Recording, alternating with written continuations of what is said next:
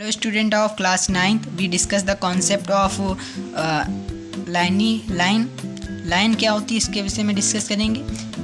एक क्वेश्चन है हमारा क्लास 9th में कि A O B is a line, prove x plus Y is equal to W plus Z, then prove that A O B is a line, कि ये line है।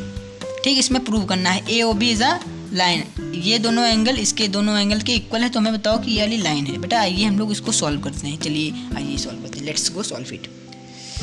ठीक, अब हम गिवन क्या दिया गया है, गिवन दे दिया है x plus Y is equal to W plus z. बेटा आप लोग एक चीज़ हमेशा ध्यान रखिएगा कि कोई भी क्वेश्चन को सॉल्व करने से पहले जो दिया गया होता है उसको गिवन दैट पहले लिखते हैं।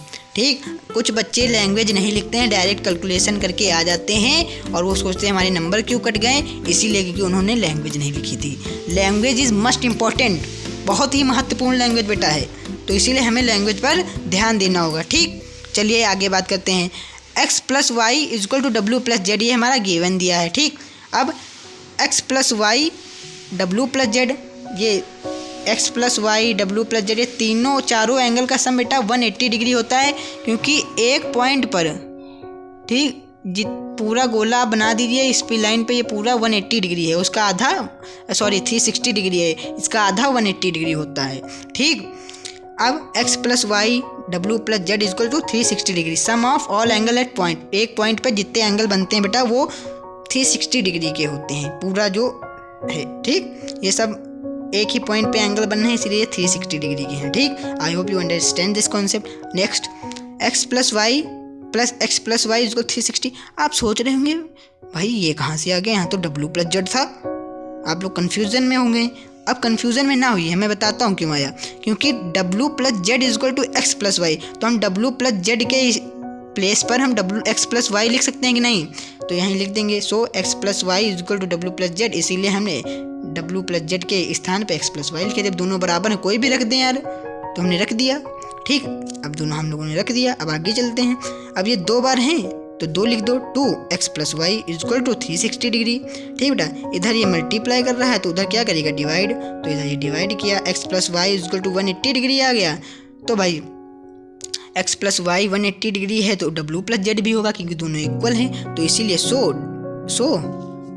w plus z is equal to 180 degree, क्योंकि w plus z is equal to y plus x plus y.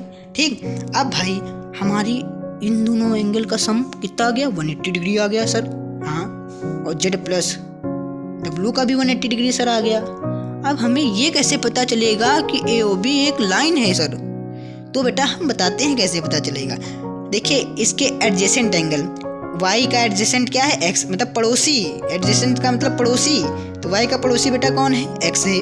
ठीक, तो y और x का सम बेटा कितना आया था हमारा, y और x का सम हमारा बेटा कितना आया था, 180 degree.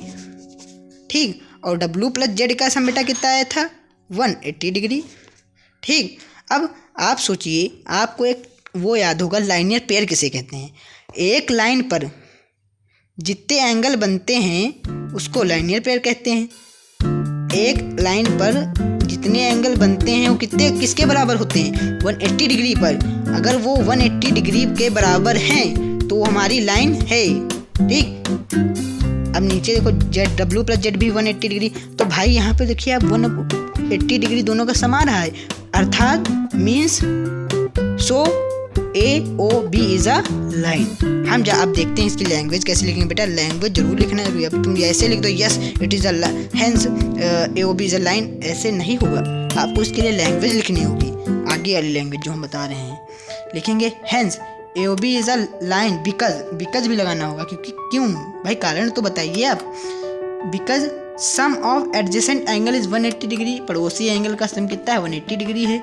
It form linear pair, और ये लाइनियर पेयर फॉर्म कर रहा है, इसीलिए बेटा हमारी ए ओ बी जो है वो क्या है, लाइन है। I hope you understand this concept. If you want to see more questions, exercises, chapters, so you subscribe this channel and thank you for watching video.